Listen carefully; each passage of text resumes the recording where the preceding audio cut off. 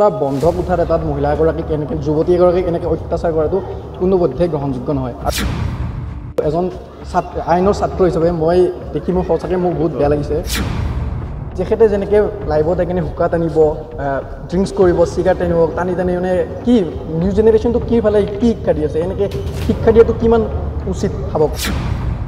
তেখেতে এইটো কি হৈছে, কি মোকদমা চলিছে পিছৰ কথা, কিন্তু যিহেতু আমাৰ পোহৰলৈ আহিছে বস্তুটো, তেখেতক বিৰুদ্ধে উচিত তদন্ত হ'ব লাগে। মেৰে নাম পে কুত্তা পাল লেনা বুলি, এতিয়া আপোনালোকে বিচাৰ কৰক। কুত্তা পাল লেনাৰ কুকুৰকতো আমি খুব মৰম কৰোঁ, কুকুৰ খুব এটা মৰমৰ জন্তু, কিন্তু এনেকৈ কুত্তা পাল লেনা বুলি যে তেখেতে কয়, এতিয়া তেখেতে এইটো যিটো হাৰকাত কৰিছে, যিটো কাণ্ড কাৰনামা কৰিছে, এইটোত কোন দায়বদ্ধ? তেখেতক এইটো ক্ষমাযোগ্য নেকি? আৰু আমি ভিডিঅ'টো চাইছোঁ, মানে তেখেতৰ দাড়িকেইডালো দীঘল আছিল। ইয়াৰ প্ৰতি গম পোৱা যায় যে এইটো বহুত পুৰণা ভিডিঅ', কিন্তু পুৰণা নতুন মেটাৰ নকৰে, এইটো যেতিয়াৰে ভিডিঅ' নহওক কিয়।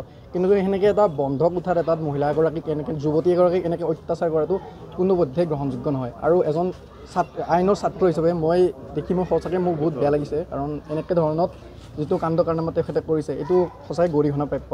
ইয়াৰ লগতে আমি এটা কথা স্পষ্টভাৱে ক'ব পাৰোঁ যে যেতিয়া মানে দেশ এখন বৰবাদ কৰিব লগা হয়, তাৰে ইউথ জেনেৰেশ্যনটোক টাৰ্গেট কৰিব পাৰি। যদি ইউথ জেনেৰেশ্যনটোক যদি বৰবাদ কৰিব পাৰি, তেন্তে দেশখনৰ মানে যিটো সবলীকৰণ, সেইটো পিছলৈ বেয়া হোৱাৰ সম্ভাৱনা থাকে।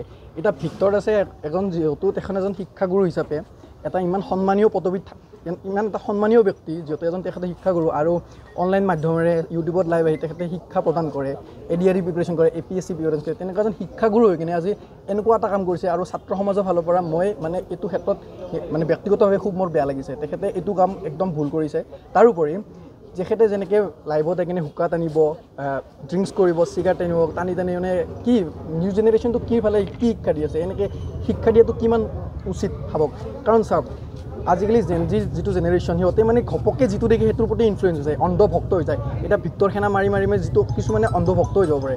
যিটো ৰংটো সদায় ৰঙে, ভুলটো ভুলে। গতিকে তেখেতে এনেকৈ একদম দুৰ্বলী বা একদম জোৰ শক্তি কম থাকিলে বুলি মহিলাগৰাকীক, যুৱতী এগৰাকীক এনেকৈ অত্যাচাৰ কৰাটো কোনোপধ্যেই মানে এইটো গ্ৰহণযোগ্য নহয়।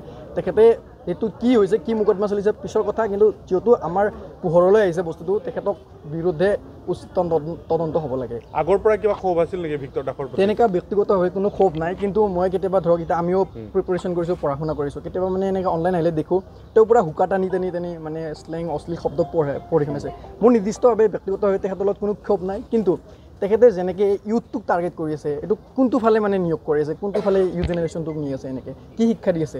এজন শিক্ষাগুৰু হিচাপে এই কাম কৰি আছে, এইটো কি ক্ষেত্ৰত ভাল কথা হ'ব পাৰে এইটো?